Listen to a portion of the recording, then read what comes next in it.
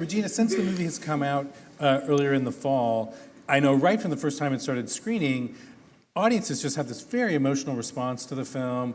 What has it been like to sort of like see people seeing the film and the kind of responses that you've been getting to it?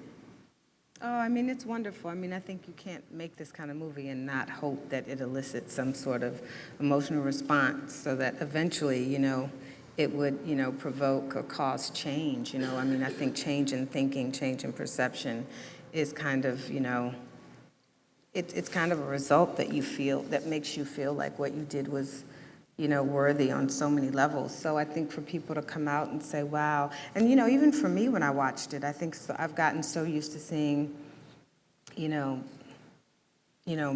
black men, on the news, and oh, another one was killed, and you're like, oh, it's sad, and then, you kind of go on with the rest of your day. But I think, with this movie, you see how it impacts like so many lives. You know what I mean? And you get to see like more than what we hear on the news. We hear a line or two about this person and that person, and we don't hear the why, and we don't hear their journey and their story and the people they affect. And if that was I mean, God knows. I mean, sorry, Mommy, but I used to, take a couple of clothes here and there from a department store too.